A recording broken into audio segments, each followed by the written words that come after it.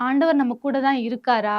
ஆண்டவர் நம்ம கூட இருந்தா, ஏன் நான் இந்த மாரி சூழ்நிலையெல்லாம் கடந்து போறேன்? அவரு நம்மள மறந்துட்டாரா? ஒருவேள அவருக்கு பிரியமில்லாத காரியங்கள் ஏதாவது நான் செய்யறேனா?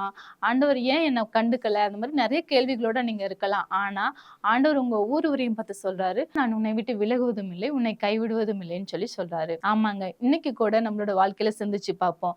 ஆண்டவர் படகுல இருக்கும்போது தான், அந்த படக வந்து அந்த புயல் காற்று வந்து மோதுச்சு. இந்த மாரி ஆண்டவர் நம்ம கூட இருக்கும்போது நெறைய பிரச்சனைகள், போராட்டங்கள் வரலாம். ஆனா, அந்த படகு மூழ்காது. ஏன் அப்டின்னா, ஆண்டவர் அந்த படகுல தான் இருந்தாரு. ஸோ உங்களோட வாழ்க்கையிலயும் நெறைய பிரச்சனைகள் வரலாம், போராட்டங்கள் வரலாம். கடல் கொந்தளிக்கிற மாரி, ஐயோ! இவ்ளோதான் நான் மடிஞ்சு போயிருவேனேங்கிற மாரிலாம் பிரச்சனைகள் வரலாம். ஆனா, உங்களோட படகு மூழ்கவே மூழ்காது. ஏன்னா, ஆண்டவர் உங்க படகுல தான் இருக்காரு, உங்க பக்கத்துல இருக்காரு. அந்த விசுவாசத்தோட நீங்க ஒவ்வொரு ஸ்டெப்பும் நீங்க எடுத்து வைக்கும்போது, ஆண்டவர் ஏற்ற சமயம், ஏற்ற காலம் வரும்போது உங்களோட தலைய உயர்த்துவாரு. அநேகருடைய கண்கள் வந்து பார்க்கும், வியக்கும், ஆச்சரியப்படும். ஸோ கவலைப்படாதீங்க. விசுவாசத்தோட ஓடுங்க.